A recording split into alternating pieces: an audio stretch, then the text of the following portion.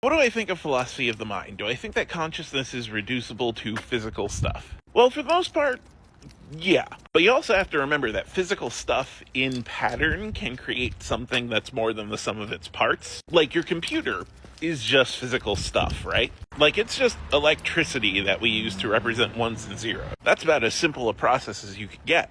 But put enough of those simple processes together and you could play Dark Souls. So I've seen no credible evidence that our consciousness is anything more than the particles that make up our brain interacting, because everything in the universe is particles interacting. I genuinely do not see any good argument for our consciousness, our brains, being different than the laws that govern literally everything else in the universe. But you put enough simple stuff together, you get complex stuff. And honestly, when you think about the mind this way, it resolves a lot of paradoxes, like the so-called driver problem. Let's say you are copied perfectly, atom by atom. Which one is the real you? Which one is going to have you in the driver's seat? The answer is both. They're both the same hardware running the same software. One is going to feel like they stepped inside a cloning device and stepped out, and one is going to feel like they stepped inside a cloning device and stepped out in the other side where a clone comes out. And they're both going to feel like you. They're both going to feel like they're in the driver's seat. It's just that there's two of you now. Same thing goes for the Star Trek teleportation problem. Like,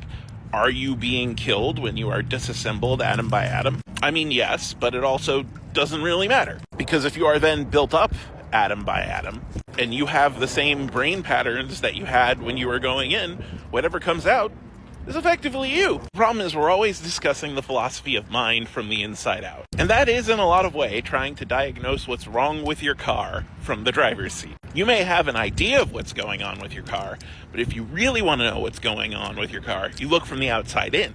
You look at the engine. And when you look at us from the outside in, the truth is there is no driver. We are just patterns resulting from particles interacting with each other. Humans really want to feel like we are unique and special. It's really scary if we think that we could be copied on to something else, like data on a computer, right? Because like when you got a new computer and you transferred your Dark Souls saves over, like those Dark Souls saves, you don't put a whole lot of value into. They could be deleted, they could be copied, they're just objects. So looking at human consciousness that way is scary.